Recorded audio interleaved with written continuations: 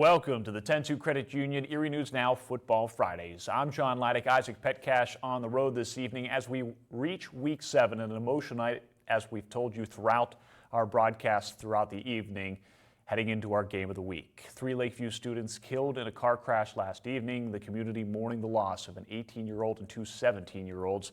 The football team electing to play their game tonight, and that's where we begin. The Cambridge Springs is both Lakeview and the Blue Devils sitting perfect 6-0, a somber start. Flags at half-staff to honor the 3 Lakeview students. One, James Harrison, who played and graduated last year, bringing out his jersey. The teams carrying the jerseys onto the field and meeting for a handshake to begin the game.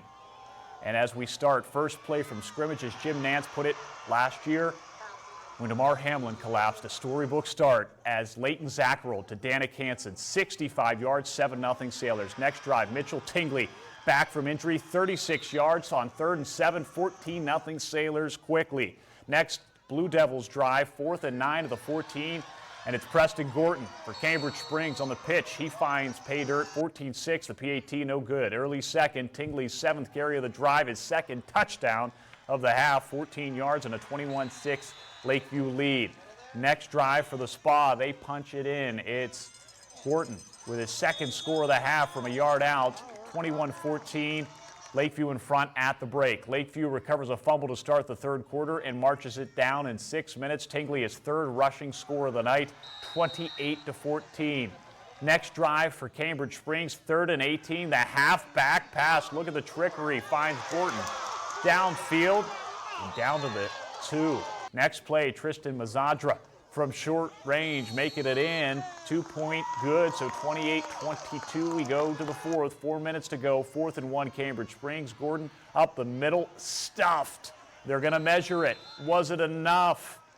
And on the measurement, it's Lakeview's defense holding. That gives the ball back to the Sailors, so that means hand it to your star running back, Tingley, for the first down, and then they go into the victory formation, a kneel down, and a ending on an emotional day of victory. 28-22, Lakeview in first place after a win over Cambridge Springs.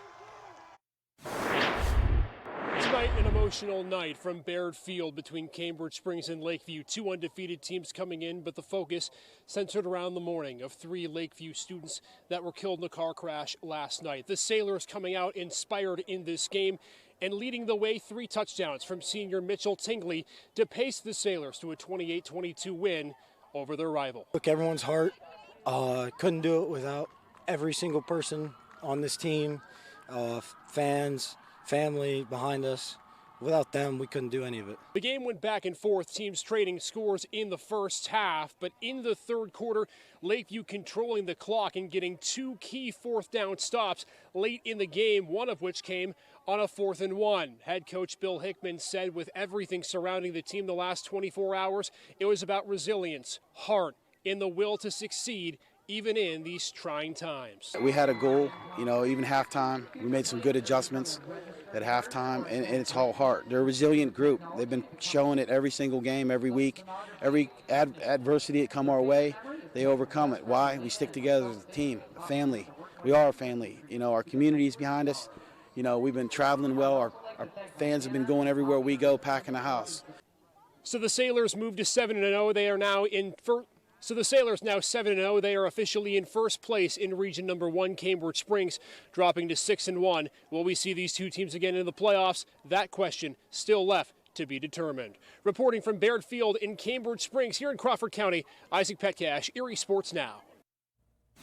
Isaac, great work on the road tonight. Meanwhile, out at McDowell, homecoming weekend as they welcome Meadville to town.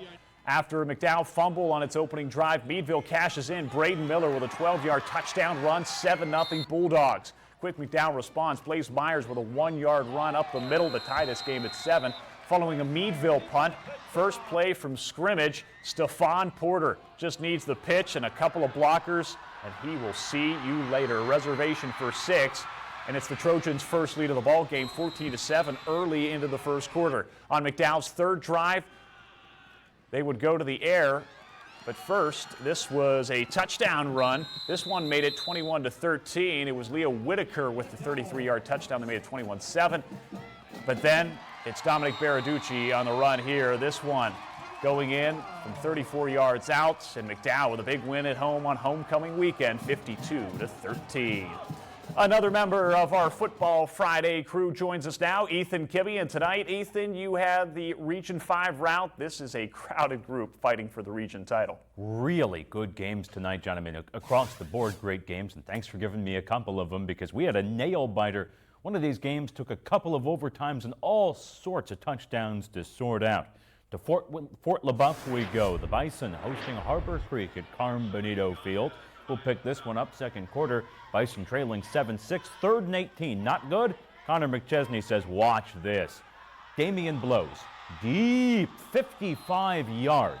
First down, Fort LaBeouf. They're rolling now. When you have an arm like that, people have to respect it. And that means that's going to open up some running lanes. And if you've got a good pair of legs like he does, the wheels there, they show another first down for McChesney. He stays on the ground here, finishes the drive, shakes a couple defenders. He's in. Touchdown. 2-point conversion, 14-7 Fort LaBeouf. Huskies going to need an answer. First running play on their drive doesn't go anywhere. So, no more running. How about throwing? Look at this. Airing it out. Heath Betza with the arm. A 60-yard reception. Unreal. 2 plays, touchdown. Tied at the half, but the Bison, they pull away later in this one. 34-21 Fort LaBeouf. A few miles down the road, the Lancers of General McLean hosting the Greyhounds of Wilmington. And this one from the get-go, you could tell was going to be good. Greyhounds trying to establish the run early, and they have a great running game, but ball security is kind of essential to that. Bad exchange there. Ian Salisbury capitalizes on it, secures the turnover in great field position, and that sets up this little 10-yard TD scramper. Justin Burgos, he's in. 7-zip Lancers. Wilmington looking to keep pace.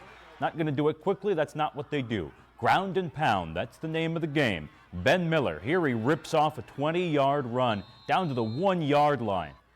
And his QB taking all the glory. It's Buddha Book. He's in. Sneak, touchdown. Wilmington actually wins this one in a double overtime thriller. 49-42, tremendous game down there tonight. Some good games, but we got to go to the region leader in Northeast. The Grape Pickers on senior night welcoming Corey to town. First Northeast possession, Jackson Humes to Landon Kelly for a 13-yard touchdown pass. 7-0 Grape Pickers. Northeast with the ball back, but a mistake on this drive as Pascal Laporte loses it. Michael O'Brien picks it up for Corey and the Beavers in business. Corey capitalizes. Nolan Carey on the play action hits Ryland Smith, who finishes 13-yard touchdown. Extra point no good, so a 7-6 ball game. And after the kickoff, a quick pitch to Jamari Curlett. Watch him go. He is gone 60 yards and a reservation for 6. However, this game called with 2:09 to play after a Corey player stretchered off the field. We send prayers to him and a 49-30 Northeast victory to remain atop the Region 5 standings. And now we shift over to the 10-2 Credit Union Erie News Now storyteller, Caleb Yager, joining us as Caleb, Cochranton doesn't want to be left out of that Region 1 title talk. No, they do not, John. Here's the thing. This game had some meaning to it. Since Cochranton is 3-1 in region play, Reynolds at 2-2. On the way there, I ran into some rain and thought, yeah, this game might get a little bit muddy if this keeps up. But the rain ceased before game time, and the show must go on, as they say. Well, the Cochranton Cardinals inviting the Reynolds Raiders into town. First quarter, Walker Carroll is going to go play action. He's going to call his own number. He's rolling right, makes his way into the red zone. That's good enough for a Cardinal first down. And it leads to this. Under 3 minutes to go in the first quarter. Carroll, quick handoff to Isaiah Long from 4 yards out. Easy 6 points. And after the 2-point failed conversion, it still remains at 6-0. Raiders pick up the pace here. Quick pass to Xavier Zach Rich, and he's gone with that little shimmy. See you later. 41-yard score. The Cardinals prevail, though, to keep their name in the hat for Region 1. 28-14, the final score. All right, homecoming at Maplewood High School. The Titusville Rockets on the road against the Tigers. Titusville had a commanding 35-7 lead before this score right here. Jackson Koval getting into the end zone, diving in there. More from him in just a moment. 42-7 Titusville. Maplewood driving before the half, 4th down.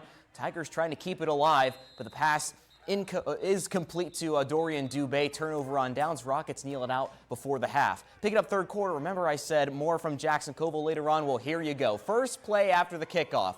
Good blocking, making a man miss. Fog for dramatic effect. They do say it's spooky season, so the Rockets putting a spook on the Tigers. 55-13, no trouble for Titusville.